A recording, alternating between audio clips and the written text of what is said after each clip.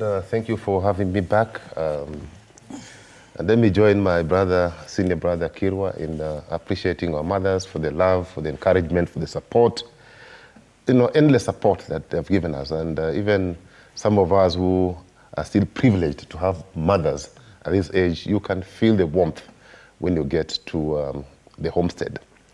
So just to confirm what Kirwa said, we love you, our mothers. Thank you.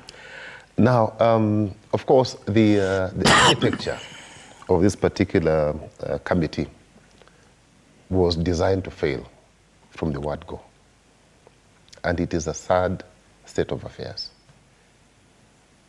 I'm not saying I've seen the report, but there are rumors that the 11-man or 11-people committee has prepared a report that has confirmed our worst fears.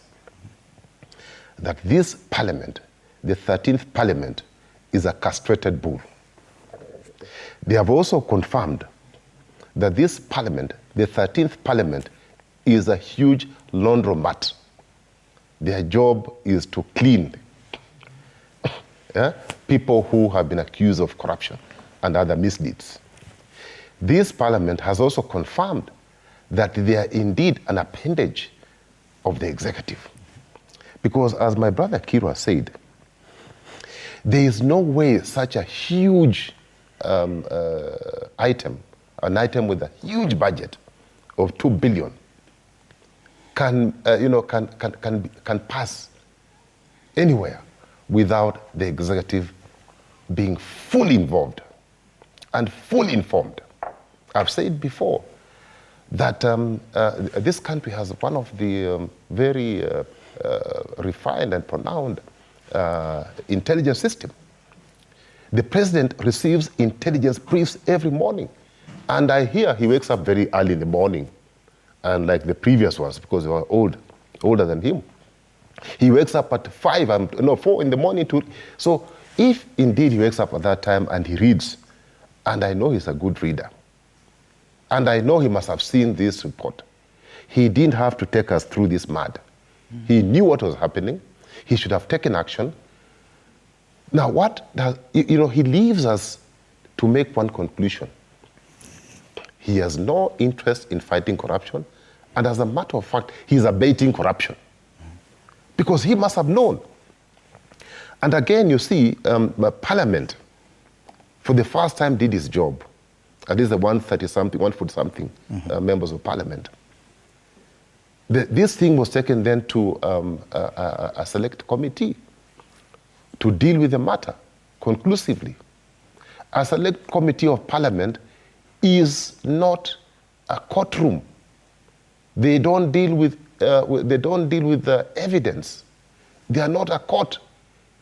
It's a quasi-judicial system. They deal with perception. What are we people saying here?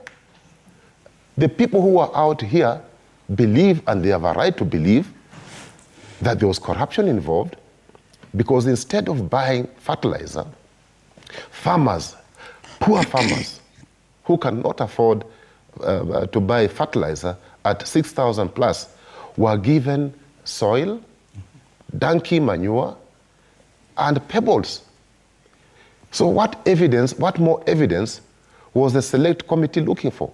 So already in our minds here, we know that one Mithika Franklin Linturi has a problem. He's not upright.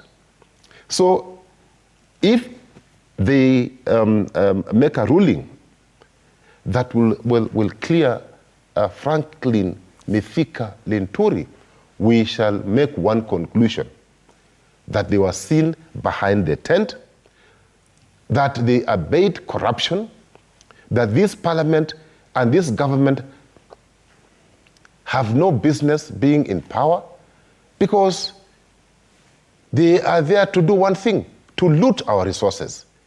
Because looting has taken place. We've lost 2 billion shillings, and people are still in office. Come on, Mr. President. For once, be serious. For once, at least, let us believe that you are a believer. We see you going to church. I saw you in church yesterday. But your actions, Mr. President, are betraying you. Okay. Unapogisi, you've served as a majority leader in the Senate, so you have a fairly